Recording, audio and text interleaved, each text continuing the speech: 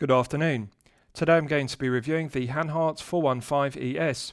This watch is available from hanhart.com for €2,390.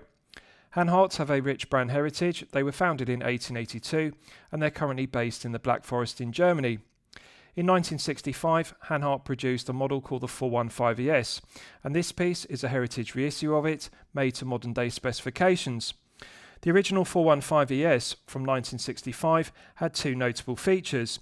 It was the first Hanhart piece to have a bidirectional rotating bezel with 60-minute ticks, and it was also the first Hanhart piece to feature the Hanhart wing logo. This piece, which is a heritage reissue of it, has the same bidirectional 60-minute tick bezel, and it also has the Hanhart wing logo. This is the first time that Hanhart has reused the wing logo in over 40 years. So firstly, let's look at the box that the watch comes in, and then I'll talk you through the specifications of the piece. So the watch comes in a genuine leather travel roll, which is housed inside a cardboard watch box and also protected by this cardboard sleeve. So you remove the sleeve, and as you can see on the lid to the watch box, we have Hanhart 1882 embossed because that was the foundation of the brand. So one removes the lid to the box, which is a snug fit. Pull down the flap, and inside you can see the genuine leather travel roll. So good attention to detail because we have Hanhart 1882 embossed on the flap, two leather straps which are secured onto two stainless steel rivets, contrasting white stitching around the perimeter which is done to a good standard, no loose stitches, beautiful matte sheen to the genuine leather, nice grained finish to it, and it has a lovely scent. So I'll show you the interior. As you can see, inside has a suede finish, and there are two flaps which overlap, and they do a good job of protecting the watch in shipping from any damage. And there are also two grained leather straps which are secured by stainless steel poppers. These stainless steel poppers snap closed with a nice positive click, and this does a good job of securing each end of the strap and the head of the piece from sliding around inside the genuine leather travel roll. So good presentation, good quality, genuine leather travel roll. And Hanhart deserve credit because they could have taken the cost-cutting measure of using vinyl or PU leather, but this is genuine leather. And not only does it look very good, it also has a beautiful scent to it. And this is an example to other mid-tier brands of how to get presentation correct in the mid-tier at the price point of €2,390. Immediately one gets the impression that the Hanhart 415 ES is a high-quality piece. So with regards to the items that come with the watch, this is the warranty card. And on the reverse, we have the model number 415 ES. We also have the reference number for the piece and the unique serial number. Each 415 ES has a unique serial number engraved into the case back, and there's also space for an authorised retailer to stamp it with a date of purchase. I'm pleased to report that the 415 ES we're going to be looking at is covered by a 2-year international warranty, which is very good. You also get this owner's instruction manual, clear concise diagrams. The instructions are in English and it details the operation of the movement used, which is the Sellita caliber SW510M.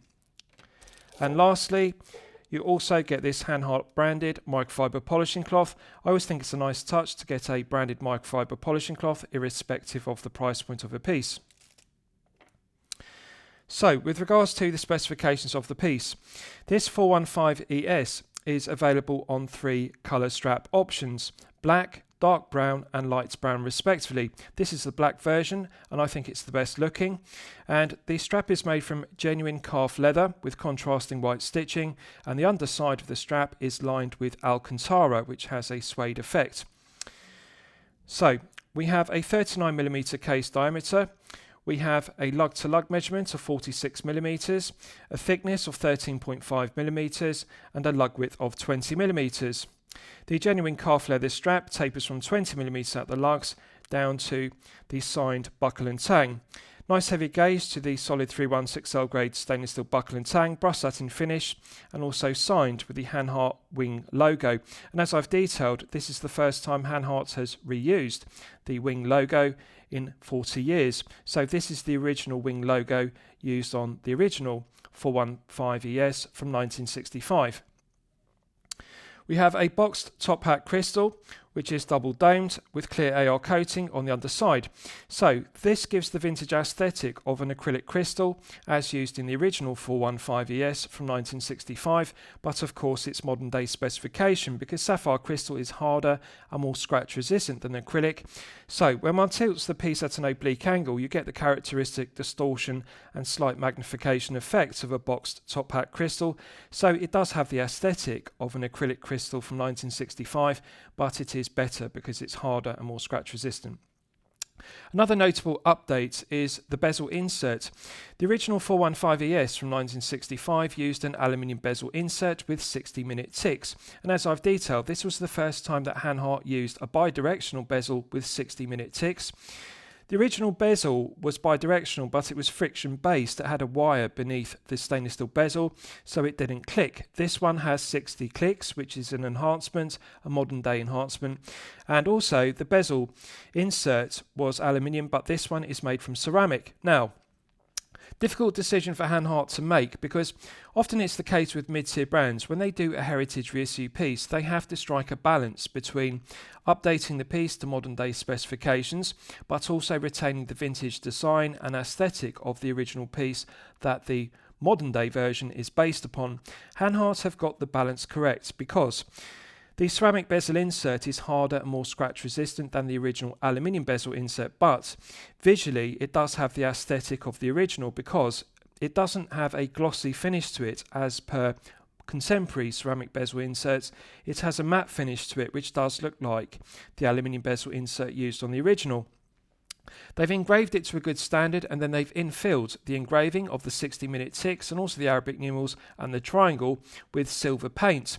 And that does have a reflective property to it. So it does look very similar visually to the aluminium bezel insert and also the metallic finish of the Arabic numerals and the 60-minute ticks. And I think it's the right decision to update it to ceramic, but they have retained the look, the aesthetic of the original. The bezel itself is made from solid 316L grade stainless steel and it's coin edge finished. Nice low profile bezel, and I like the way the boxed top hat crystal projects above it as per the original, which was an acrylic crystal. The coin edge teeth are mirror polished, and I absolutely love the way the mirror polishing of the coin edge teeth catch the light. When you tilt the piece at an oblique angle, you can see the coin edge teeth catch the light rather like a fluted bezel, very aesthetically pleasing. They've made the correct decision by not brush satin finishing the coin edge bezel. By mirror polishing it, it catches the light. It's very grippy and tactile, but it's got a nice chamfer on the top edge, so it doesn't feel sharp. There are no sharp tips to the coin edge teeth, but it is easy to get purchased with one's index finger and thumb. So it feels very grippy and tactile. It's correctly proportioned, but it does look very similar to the original 415 ES bezel from 1965. The case is solid 316L grade stainless steel. Now the thing to note is this case is anti-magnetic and also it's shock resistant because it contains Hanhart movement damping, and the Hanhart movement damping protects the movement from impact damage and shock damage. So not only is it anti-magnetic, it's also highly shock resistant. It's made from solid 316L grade stainless steel. The flanks are longitudinally brushed satin finished to a beautiful luster. This is some of the best case finishing I have seen at the mid-tier price point of €2,390. To put this into perspective, the fine-grained finish of the longitudinal brushed satin finishing to the flanks and the top edge of the lugs is the kind of finishing one expects to see on a high-tier piece costing in excess of €10,000, but we're not looking at a €10,000 high-tier piece. This is a mid-tier piece costing €2,390. Very fine satin finishing to it, and also beautiful luster to it, both on the left-hand flank and also the crown side, as you can see, beautiful luster to the flanks. And that contrasts with the transitions because on the top edge we've got a large mirror polished bevel on the four lugs, as you can see, and the mirror polished bezel is polished to perfection. So brushed satin finish to the tops of the lugs, longitudinal brushed satin finishing to the flanks, and then we've got that transition which is the large mirror polished bevel. Now, in between the lugs has a contrasting finish because it's brushed satin finish, but it's not longitudinal or horizontal. They vertically brushed satin finished in between both lugs. Beautiful luster to it. So vertical brushed satin finishing in between the lugs, and that contrasts with the longitudinal brushed satin finishing to the flanks. lovely fine grained finish throughout. No sharp edges to the undercut to the flanks of the case on the left hand flank, and also on the crown side. The undercut to the flank is deburred and chamfered very well. The 4 tips to the lugs are also deburred and chamfered to a very good standard. This is high tier level finishing on a mid tier price point piece. Now, with regards to the strap, it's genuine calf leather. It's not a padded strap, but it is very thick. It does taper. It's thicker at the spring bar end, and it gradually tapers down in thickness down to the buckle and tang, and it also has a slight taper from the spring bar end down to the buckle and tang. So although it's not a padded strap, it is thick. It does feel stiff, but as you get down to the buckle and tang end, it does feel thinner and more soft and supple. But I'm confident with daily wear, this is going to become very comfortable to wear for long periods of time, such as 8 to 12 hours per day. So let's look at the 2 keepers and also the underside. 2 keepers which are correctly proportioned. One slides, one's fixed, as one would expect. Good quality contrasting white stitching around the perimeter, no loose stitches, and it also looks very well finished. Now, my favourite detail is the underside of the genuine calf leather strap is lined with Alcantara, which has a suede effect. The benefit of the Alcantara is it's very comfortable, very soft to wear, feels like suede leather, and when your wrist sweats, when you have perspiration on the wrist, the Alcantara soaks it up, and it also allows the genuine calf leather to breathe. So it's comfortable, and also it does serve a good purpose. It makes it very comfortable, and of course the quality of the finishing is exceptional. If you look at the other side, you can see it's also very well finished with an embossed Hanhart. Now, as I've detailed, this piece is available with 3 colour options to the strap: black, dark brown and light brown respectively. Also, Hanhart offer it in 2 different lengths, M for medium or L for large. So, if you have a 6 to 7 inch wrist, I recommend the medium version. If you have a larger 7 to 8 inch wrist respectively, I recommend the large size. For reference, this is the medium size, and I'll show you the length in the wrist shots. Quick release stainless steel spring bars are the correct choice because the underside to the head of the piece is mirror polished to a flawless standard, as one would expect, and the tips of the lugs are deburred and chamfered very well. But with a thick calf leather strap like this, it can be difficult to engage a spring bar and compress the edge of the genuine calf leather strap in the interior of the lugs without scuffing and scratching the mirror polishing. But by using quick release stainless steel spring bars, that negates the need for a spring bar tool.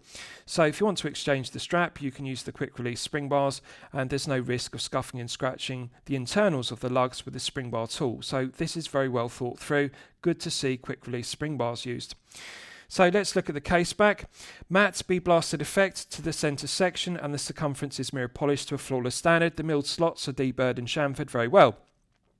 So as I've detailed, the dial and also the buckle and tang feature the original 1965 wing Hanhart logo, and as I've detailed, this is the first time in 40 years Hanhart has reused the original wing logo. They've made the correct decision because this is effectively a heritage reissue of the original 1965 415 ES, and that was the first time Hanhart used the wing logo, and I like that the continuity of design is there. We have it on the dial, the case back, and also the buckle and tang. So beneath Hanhart, the wing logo, we also have Hergestellt in Deutschland, which means made in Germany, because this piece is made in the Black Forest in Germany, and the movement is made by Salita in Switzerland, the caliber SW510M. So matte blasted effect. The engraving and embossing feels smooth, it doesn't feel sharp, so it doesn't feel rough against the wrist, it doesn't irritate. The milled slots are deburred and chamfered very well, flawless mirror polishing, and it's engraved around the circumference with high definition engraving, the specification, the reference number of the piece, and also the unique serial number. Now, the benefits of this being powered by the caliber 510M versus the caliber 510, which is the automatic version, is they've been able to use a flat profile to the case back. This is the benefit of using a manual wind movement rather than an automatic with a rotor. Had they used an automatic version of the SW510, that would have needed a bubble back case back in order to provide adequate clearance to the rotor. But they've deleted the rotor because this is the 510M, it's the manual wind version, and we've got that nice flat centre section to the case back, but it still provides an effective hermetic seal to 100 metres. They could have used a 50 metre water resistance because this is a chronograph piece, not a dive piece. That would have been acceptable. 100 metres for a chronograph is very strong specification. So the benefit of it being 100 meters but flat is it reduces the overall thickness to the piece down to only 13.5 millimeters. Bearing in mind it has a 2 millimeter box top pack crystal, one would expect this to be over 14 millimeters. So it's a thin, low profile piece, bearing in mind it has a box top pack crystal. So just bear with me, I'll do back up the strap and then we'll do a bezel execution test. So as I've detailed, the original 415 ES from 1965 was the first Hanhart piece to feature bidirectional bezel with 60-minute ticks, but the original had a wire beneath the bezel and it was bidirectional, but it was friction based, it did not click. Hanhart have updated it to modern day specifications. This has a ratcheting mechanism, so it has a 60 click bidirectional bezel. Now it feels even all the way through the 360 degrees of rotation. Clockwise and anti-clockwise, it feels exactly the same. Medium resistance, it doesn't feel too heavy or too light, and I like it. It feels nice and robust. Nice, loud, audible clicks, both clockwise and anti-clockwise, and it feels exactly the same when you rotate it clockwise and anti-clockwise. No lateral side-side play, so although it's medium resistance rather than heavy, it does feel tight. So as it's bidirectional, we don't need to check for back play, but what I will check is the alignment. So one click to the left of 60 on the tachymeter scale, and then back to 60, bang on. Now one click to the right, and then I'll move it back again to 60 on the tachymeter scale, bang on 60 on the tachymeter. So the engraved triangle, which is infilled with silver paint, perfectly aligns. When you rotate the bezel left or right on the bidirectional 60 clicks, it always aligns bang on the center, so the alignment is perfect.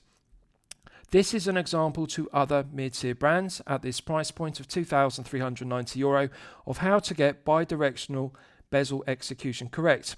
No lateral side-to-side play, perfect alignment, and it feels even all the way through the 360 degrees, both anti-clockwise and clockwise.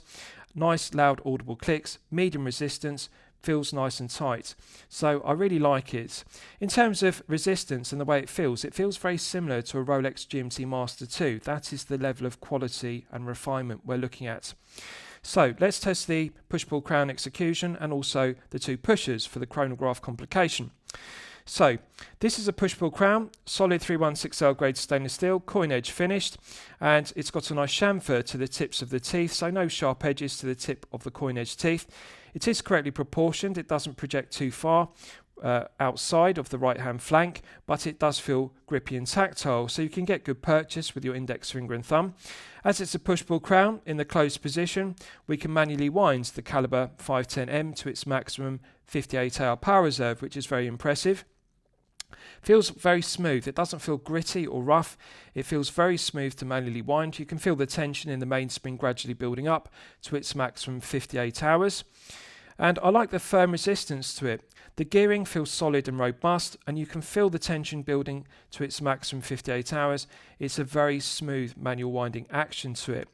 Now, pulling it out to the first click position is the final click, and this hacks the movement. If you look at the subdial at 9 o'clock, which is the second subdial, you can see the subdial hand has now stopped. So it's possible to set the time precisely to the second with a caliber SW510M. So we're now in the time setting position, and you can see the white pencil hands contrast very well with a matte black dial. Feels smooth and medium resistance all the way through the 12 hours, both clockwise and anti-clockwise.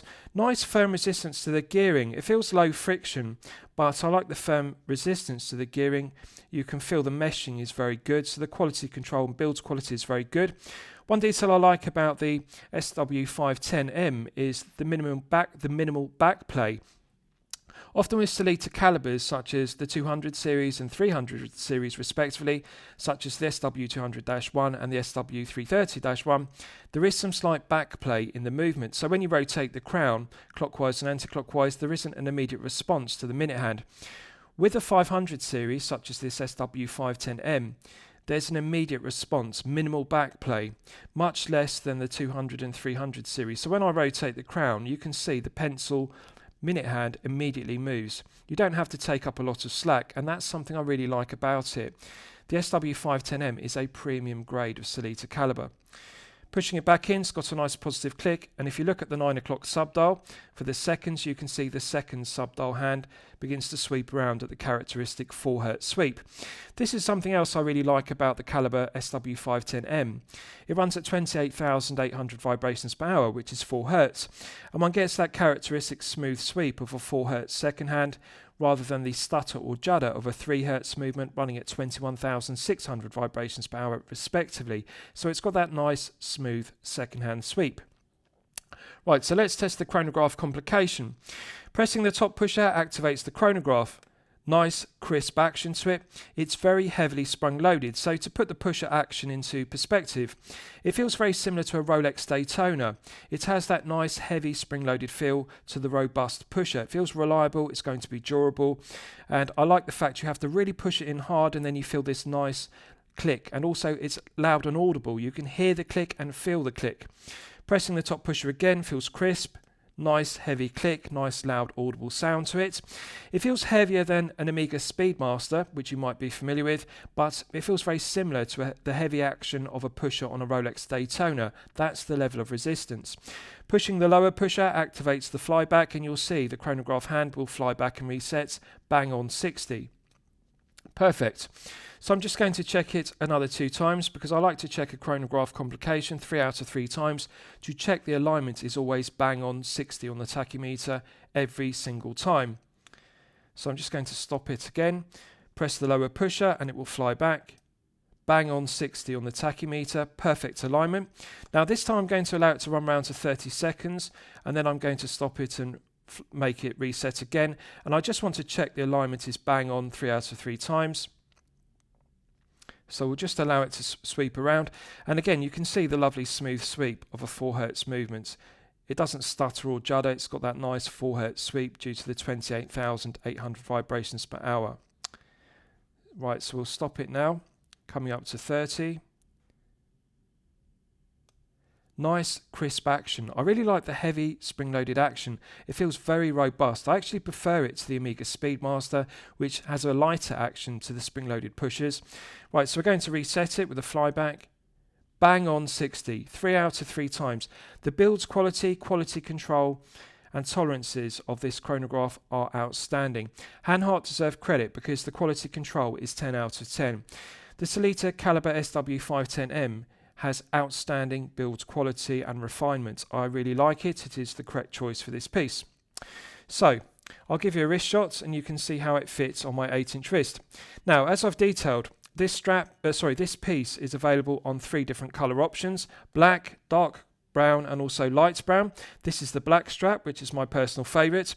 Now, bear in mind, it's available in 2 lengths, medium and long. This is the medium version, and as you can see, the medium version of the strap will fit you if you have a 6 to 7 inch wrist. If you have a larger wrist of 7 to 8 inches, I recommend the large strap, which is half an inch longer. I could just engage the end of this strap, which is the medium length one, in the first and second keeper, the fixed keeper and the second sliding keeper, but for it to be comfortable for wrist expansion, I would need it to be half an inch longer. So the long strap will fit a 7 to 8 inch wrist. This will fit a 6 to 7 inch wrist, the medium strap. But in terms of comfort level, it is outstanding. Nice slight taper, 20mm at the lugs down to the buckle and tang, which is signed, as I've detailed, with the original 1965 wing logo. The thing I like about this strap is, although it's thick, the calf leather feels very supple. It is flexible, and also I like the Alcantara lining because it feels like suede. It's very smooth and comfortable against the wrist. So wrist presence is good. 39mm will give you satisfactory wrist presence if you have a 6 to 7 inch wrist or a 7 to 8 inch wrist respectively. The thing I like about it is it's not too tall.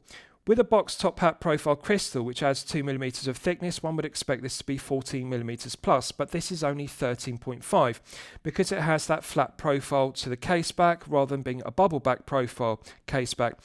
This is the correct decision that Hanhart made. They could have used the SW510, which is the automatic version with a rotor, but they selected the correct movement, the SW510M, which is the manual 1 version with the rotor deleted, because that reduces the thickness of the piece.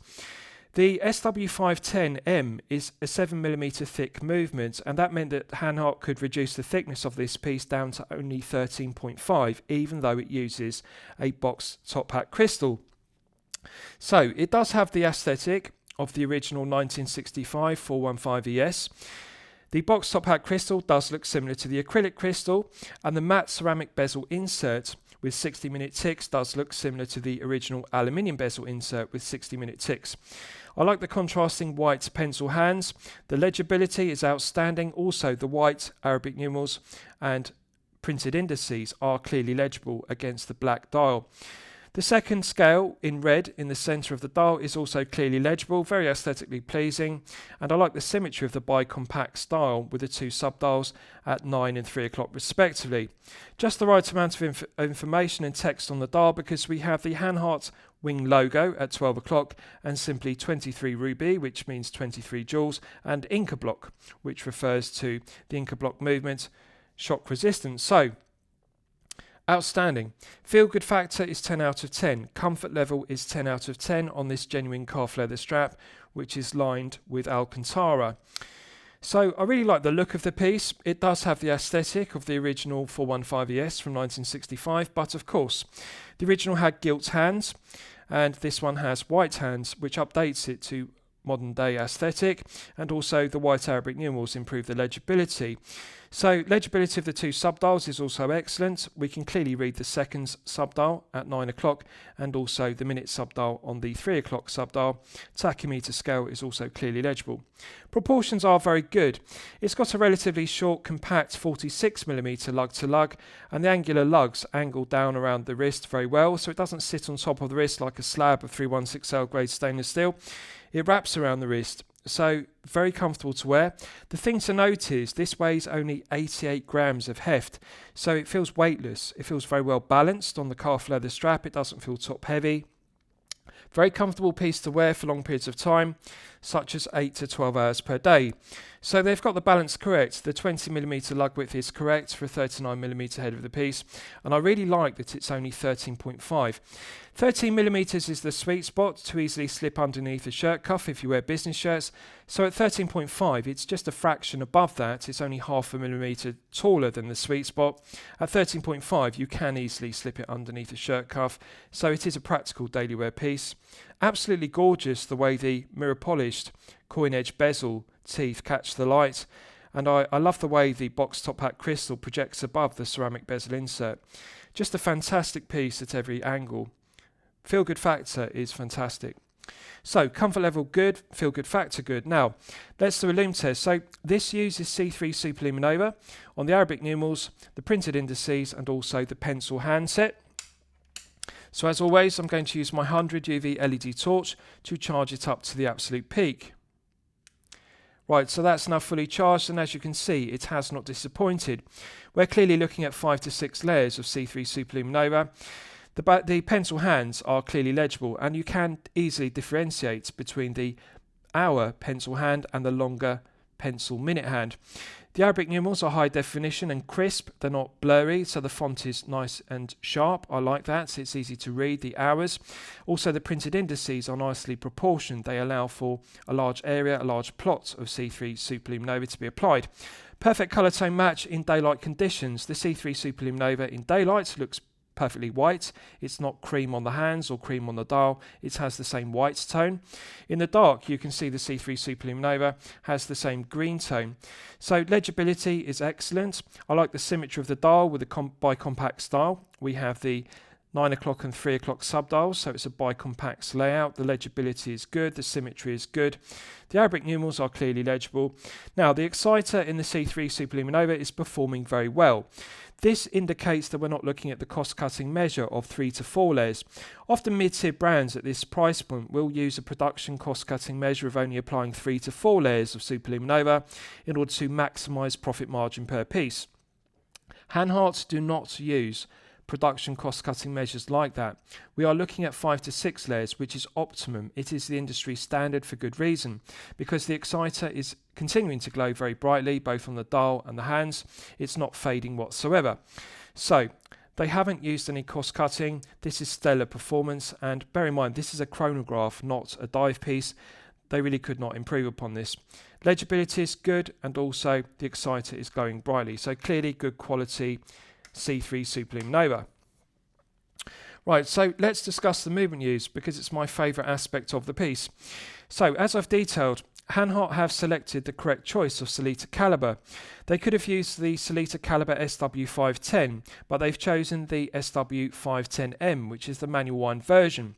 So the architecture of the SW510M is the same as the SW510, which it is based upon. The only discernible difference is the SW510 is the automatic version with a rotor.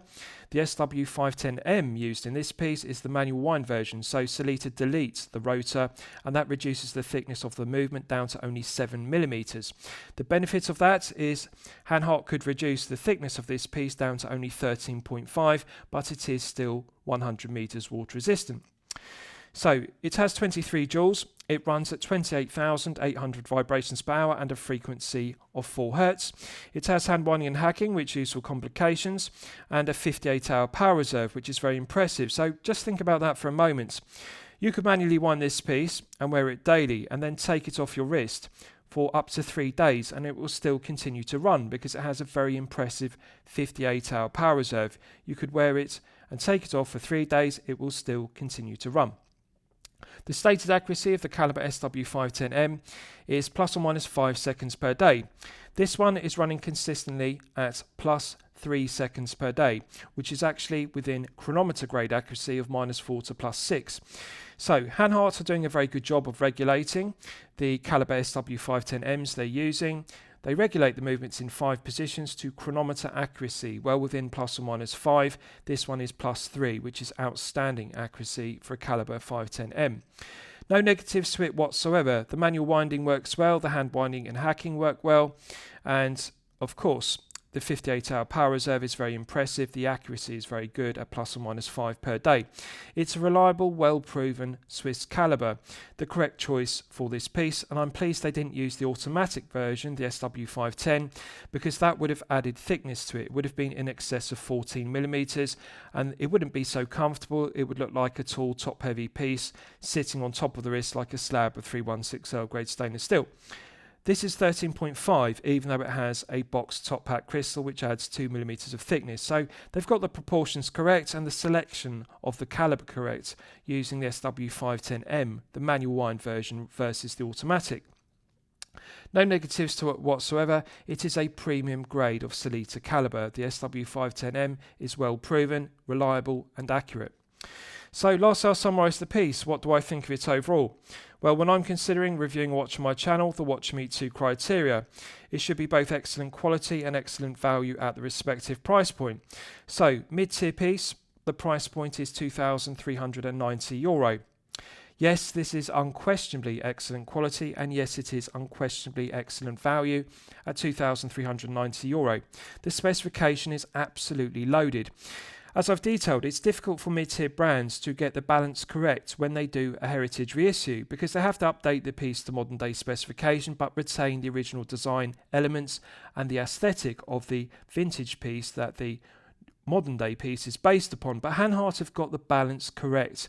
Correct decision after correct decision, because they've updated the aluminium bezel insert to ceramic, so it's harder and more scratch resistant.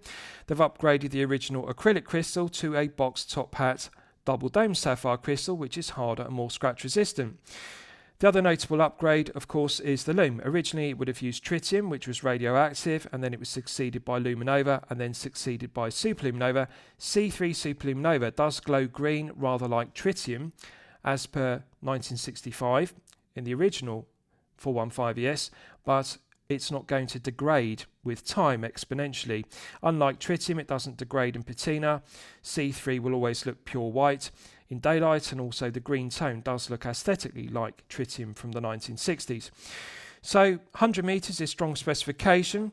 The push-pull crown is fantastic. The bezel execution, which now clicks, this is another notable enhancement. It's not a friction bezel.